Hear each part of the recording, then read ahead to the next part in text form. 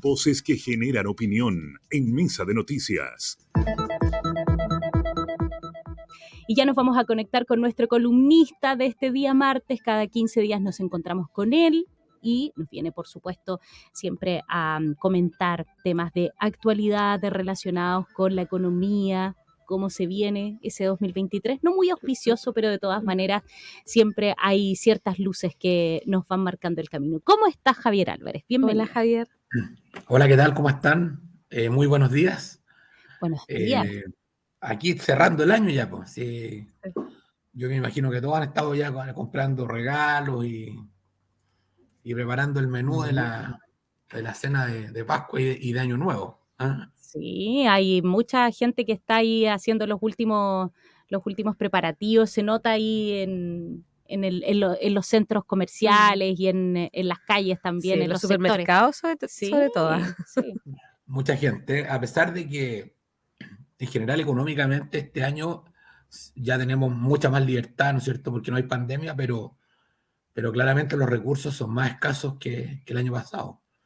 Cuando vimos, ¿no es cierto?, los retiros, los IFE y todas estas cosas que nos dieron una suerte de sensación de riqueza, pero que ahora se empieza a pagar la cuenta, ¿eh? Así es, se empieza a pagar esta cuenta y bueno, hay gente que ha tomado ciertas medidas, sí, lo mencionábamos ayer junto a nuestro otro columnista, familias que están jugando harto al amigo secreto, tratando de hacer navidades un poco más austeras. Eso me parece estupendo, porque creo que efectivamente hay que dar señales de austeridad, sobre todo cuando al tema que vamos a entrar hoy día, ¿no es cierto?, que es el tema de la economía, se ve difícil. Y, y la relación que yo quería hacer hoy día es cómo una señal política tan importante eh, como este acuerdo que se logra, ¿no es cierto?, para avanzar en un nuevo proceso constitucional, la verdad es que en la economía ha influido poco. Esa es mi opinión. ¿Ah? Porque uno esperaría que después de que ¿no es cierto?, las fuerzas políticas han llegado a un acuerdo en que ya no se parte de una hoja en blanco, ¿no es cierto? Están estos 12 puntos de acuerdo en que la mayoría de las fuerzas políticas ha suscrito, que fija muchos límites, fija muchos bordes, que después lo podremos conversar, y que además, ¿no es cierto?, se fija un proceso para elaborar una nueva constitución en el cual, ¿no es cierto?, hay un cierto evidente respeto a la democracia y a la soberanía popular con la elección de los 50, ¿no es cierto?, consejeros constituyentes, pero que además le ponen esta cuota de sensatez, moderación, sentido común, como uno quiera llamarlo, ¿no es cierto?, con los 24 expertos que se encargan de elaborar un texto de entrada, respetando estos 12 puntos, además. Es raro para mí que la bolsa, por ejemplo, la bolsa de comercio plana, el dólar no ha bajado. Ningún efecto.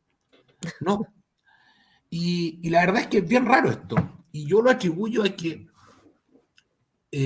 los agentes económicos, a pesar de que hay cierto grado de tranquilidad, no hay suficiente confianza. Porque la confianza es una cuestión que cuesta construir. ¿Ah? Es como el prestigio que se construye lento y se pierde rápido, digamos. ¿Ah?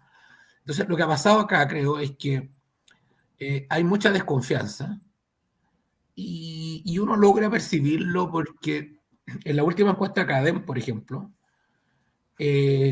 uno podría entender de que después de todo este marco que uno le pone y dice, oye, mira, ya aparece la sensatez, aparece la seriedad, aparece todo. Sin embargo, solo el 51% de la población está de acuerdo con el nuevo proceso. Entonces uno dice, bueno, ¿y qué pasa aquí? Porque uno diría, oye, ganó ampliamente el rechazo por 60 y tantos por ciento, quedó demostrado, ¿no es cierto?, de que el proceso constituyente anterior fue un fiasco, digamos, en términos de que se generó finalmente un proceso que fue bien poco creíble, poco serio, y que mayoritariamente la gente rechazó. y que ahora cuando uno le pone algo un poco más sensato y maduro, uno diría, bueno, esta cuestión tendría mucha aceptación. Y la verdad es que nuevamente parece que vuelve a aparecer el clivaje, ¿no es cierto?, derecha-izquierda, aparecemos los chilenos divididos de nuevo, y además, a pocos días de haberse firmado este acuerdo, empiezan a aparecer voces que lo empiezan a desprestigiar de los mismos que lo firmaron. Entonces, yo creo que los agentes económicos son bien perspicaces y logran entender que este proceso está en riesgo. ¿Ah? Y por eso es que el dólar no baja, a pesar de que igual, ¿no es cierto?, hay efectos que podrían explicar por qué el dólar no baja, efectos macroeconómicos, internacionales, ¿no es cierto? Pero la realidad es que no ha habido un real impacto económico. Y yo logro también percibir que en general la gente no está entusiasmada, está chata con esta cuestión de la política. ¿Ah?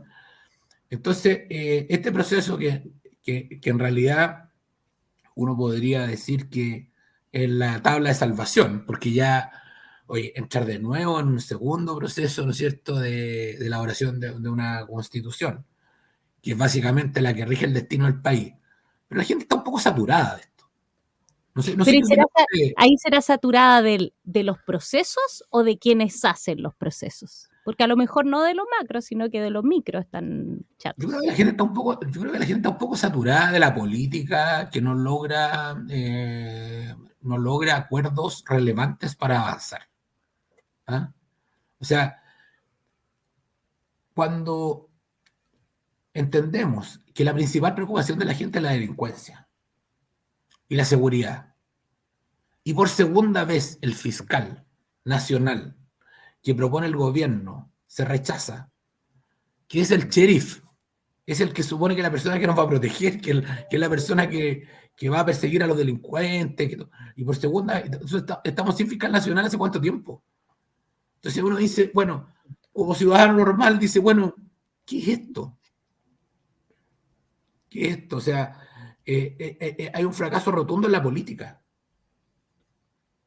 Entonces me vienen a hablar de nueva constitución, me vienen a hablar de preocupación por los más vulnerables. ¿De qué estamos hablando? O sea, por eso creo que los agentes económicos perciben esto y en realidad es comprensible que estamos pasando por una crisis muy profunda, digamos. Muy profunda. O sea, las señales que se dan todos los días del sistema político son muy negativas. No hay credibilidad y por lo tanto yo lo que espero es que se cuide mucho el acuerdo al cual se ha llegado, porque este acuerdo lo que permite es, en un plazo que es relativamente breve me refiero al tiempo, a los tiempos de la historia, digamos, que, ¿no es cierto?, que podemos hablar del año 2023, puede permitir terminar con un proceso que realmente sea unitario y que permita, ¿no es cierto?, terminar promulgando una nueva constitución con una amplia mayoría y con un sentido unitario de las fuerzas políticas. Creo que tenemos la última oportunidad, si creo que no vamos a entrar en una crisis mayor, digamos, una crisis de gobernabilidad como vemos en los países vecinos, digamos. Javier, entonces, el acuerdo en sí, ¿tú crees que quedó muy bueno, pese a en el fondo a ser hecho por las mismas personas que a lo mejor hoy día también están cuestionándolo, pero el acuerdo en sí, el documento, ¿tú crees que quedó bien, entonces? Yo creo que el acuerdo en general es bueno porque primero, ¿no es cierto?, hay un documento previo que es el acuerdo de los 12 puntos, que, a ver, cierra la puerta a muchas cosas que eran muy chocantes. ¿Ah? O sea, establece, por ejemplo, que Chile es un Estado unitario, por lo tanto, este tema del casi federalismo no va a existir, a pesar de que se reconoce que es un Estado descentralizado. Hay un reconocimiento a los pueblos indígenas, pero no vamos a un Estado plurinacional, ¿no es cierto?, como es Bolivia o otros países donde realmente es muy difícil, ¿no es cierto?, gobernar.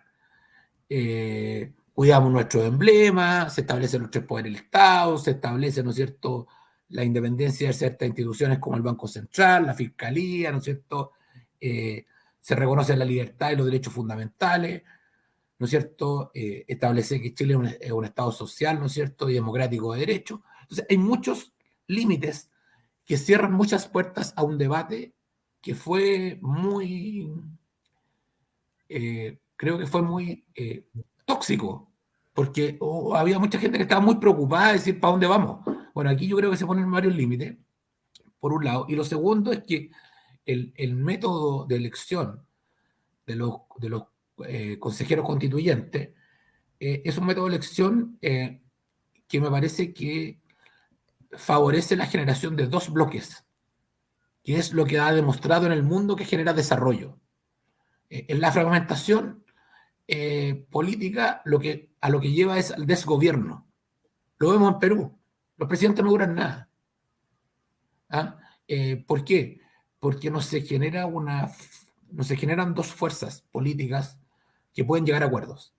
Entonces, me parece que la elección de 50 consejeros, en una elección similar a la del Senado, genera muchos distritos, por ejemplo, en que se eligen solamente dos candidatos, probablemente va a ser uno de un lado y otro de otro, y eso genera fuerzas que son equivalentes y que por lo tanto existe cierto orden en una negociación.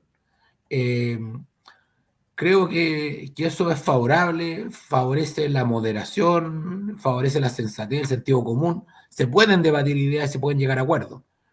Entonces, yo en general estoy de acuerdo con lo que se está planteando, pero creo que hay una responsabilidad importante de los políticos hoy día de cuidar esto, de cuidar este acuerdo. ¿Ah? Porque, dada la fragmentación que hoy día existe, a veces hay buen rédito político en salir ¿no es cierto?, a tratar de torpedear este acuerdo. ¿Ah? Y uno lo ve, mira, si cuando los extremos encuentran que algo está malo, quiere decir que está muy bien. ¿Ah? Entonces, cuando la extrema derecha y la extrema izquierda dicen que este acuerdo es malo, es porque está perfecto, es porque esto está funcionando. Entonces, lo que no tiene que ocurrir es que, por cálculo político pequeño, ¿no es cierto?, se trate de torpear este acuerdo, porque creo que es la última oportunidad. Creo que no tenemos más tiempo. Creo que la gente está absolutamente saturada de que los políticos en el fondo no logran ponerse de acuerdo para solucionar los problemas que son importantes. La delincuencia, la economía, ¿no es cierto?, la salud, las pensiones. Entonces, por eso es que yo hago entre la economía y la política. Y es raro que frente a este acuerdo que parece ser la última tabla de salvación y bien diseñado, la economía no ha respondido como uno habría esperado. El próximo año va a ser un año bien difícil, digamos, en términos de que va a haber poco crecimiento, de hecho va a haber probablemente una recesión, y se van a perder fuentes de trabajo, digamos. Entonces, yo creo que la política tiene que estar a la altura de responder a las necesidades de las personas. Uh-huh. Responder a las necesidades de las personas, claro. Es una temática que hemos abordado bastante durante este año y haciendo una especie de balance. La verdad es que parece que nuestros políticos han ido aprendiendo poco de los porrazos que se han ido pegando a lo largo no solo de este 2022, sino que anteriormente también, Javier. Sí, yo creo que hay otro punto que es bien importante y que los partidos políticos tienen una gran responsabilidad, porque básicamente estos 24 expertos que van a generar el texto básico, digamos, que yo creo que ahí se trata de disfrazar un poco la pega esta de que dicen, no, que mira, la soberanía va a estar en los 50 consejeros, pero creo que la pega de los expertos va a ser súper importante, porque básicamente ahí va a haber mucha negociación para poner el texto base. Entonces, es súper importante que estos expertos realmente aparezcan como expertos independientes del sistema político. Porque siempre, y es bien interesante, fíjate la encuesta CADEM, de la última encuesta CADEM, porque la gente como que la gente es muy astuta y se da cuenta que espera que en estos expertos estén académicos, profesores, gente respetada, pero no expolíticos. No quiere exparlamentarios, no quiere gente del mundo de la política. Y creo que eso es bien importante, porque la verdad es que el sistema político tiende a autoprotegerse. Y hoy día, con el grado de fragmentación que hay,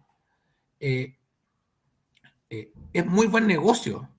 Lo decía anoche Pepe Out en un programa. Mira, tú armás un partido político chico y podéis vivir de esto como un negocio, como una pyme, digamos. Y resulta que lo que tiene que ocurrir acá, si queremos realmente avanzar, es que aquí tienen que producirse grandes fuerzas políticas para poder tomar acuerdos. Y que los caudillos y que ¿no es cierto?, los populistas que vemos, ¿no es cierto?, en los países al lado, no puedan surgir. Y para eso se necesitan fuerzas políticas importantes. Entonces, el diseño del sistema político que debe haber en la nueva Constitución tiene que ser un sistema político que tienda a generar bloques y que, ¿no es cierto?, con el dolor de muchos, los partidos pequeños tienen que desaparecer. Tienen que quedar solamente partidos grandes que, ¿no es cierto?, y que la diversidad que siempre se plantea, ¿no es cierto?, o la representatividad, o la inclusión, o lo que sea, bueno, sea interna en los partidos. ¿Ah? O sea, tú puedes tener un partido político en que esa diversidad esté representada dentro del propio partido. ¿Ah? Pero tiene que haber orden para las votaciones, tiene que haber, ¿no es cierto?, capacidad de negociación en el Parlamento, porque si no, el país se torna ingobernable, y es lo que hemos estado viviendo en lo último. Yo se lo he planteado en varias columnas que hemos conversado, ¿no es cierto? El país no avanza, porque tenemos proyectos de ley que están parados en el Parlamento por 10 años. Reforma de pensiones, reforma a la salud, ¿no es cierto? Que son cosas que van bien, están relacionadas directamente con la calidad de vida de las personas. Y por ¿no es cierto?, por torpedear al gobierno de turno, se parapeta ¿no es cierto?, la oposición en bloquear todo. Y eso genera que mucho cambio, ¿no es cierto? Entonces me toca a mí. Entonces, eso tiene que terminar. Si eso no termina, la verdad es que estamos condenados a la mediocridad, digamos, y a no avanzar. Sí, se vienen ahí desafíos. Ojalá que la clase política pueda ir tomando conciencia de lo importante que es su trabajo y de la seriedad con la que hay que hacerla, y con la altura de miras también, que muchas veces hay que actuar sobre todo pensando en el bien común. Javier Álvarez. Yo tengo mucha esperanza en que ojalá los 24 expertos, si esto avanza, digamos, primero espero que avance, porque la verdad es que si esto no avanza, no sé dónde vamos, digamos. Hay que hacerlo sin apuro, porque hay que hacerlo bien. Pero yo espero que en estos 24 expertos los chilenos podamos sentirnos representados en esos 24 expertos. Y podamos decir, mira, en realidad esto representa a Chile de verdad. Representa una diversidad, pero es gente seria, gente honesta, gente que está pensando en el futuro del país. Y no es gente que está para minucias, para cálculos pequeños. O sea, uno cuando piensa, por ejemplo, que ojalá Ricardo Lagos fuera una persona representante de esos 24 expertos, a uno le da mucha tranquilidad, independiente que él tenga su postura política.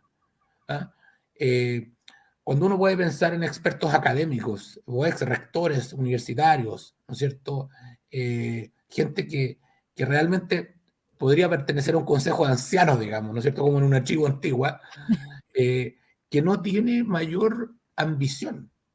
Uno puede decir, mira, uno puede depositar la confianza en esos expertos. Entonces yo creo que eso nos hace falta, y creo que ahí los políticos tienen una responsabilidad de permitir que eso ocurra, y que a lo mejor las decisiones que toman estos 24 expertos van a ir en contra de los propios políticos, pero que entiendan que va en el futuro el país. Sí, insistimos, bien común por sobre todas las cosas, y así lo ha dejado claro en su columna Javier Álvarez, nuestro invitado el día de hoy, no invitado, ya es de la casa, ya del Radio El Conquistador. Gracias, Javier, por venir a acompañarnos este día martes. No, muchas gracias a usted, y como ya nos vamos a ver probablemente hasta el próximo año, sí. Nunca es bueno desear antes el feliz año, pero sí, por lo menos que tengan una muy feliz Navidad y que lo pasen muy bien junto a sus familias. ¿Ah? Sí. Así Y que que le dice tengan Ángela buen... al Fabián que tengan una muy feliz Navidad. ¿Ah? Sí, gracias, Javier. Y tú que tengas buen fin de año, además, las últimas semanitas que nos quedan. Sí. Muchas Ahí gracias. está tu familia. Cuídate Que mucho, estén nos muy bien. encontramos. A ti sí vale decir nos encontramos en 2023. El 23, así es. Un abrazo, Cuídate, que estén muy que estés bien. bien. Chao. Oye, ahí lo teníamos, la columna de Javier Álvarez. Cada 15 días nos encontramos con él. Él es parte de el mundo productivo de nuestra región y por supuesto siempre es valioso escuchar su punto de vista.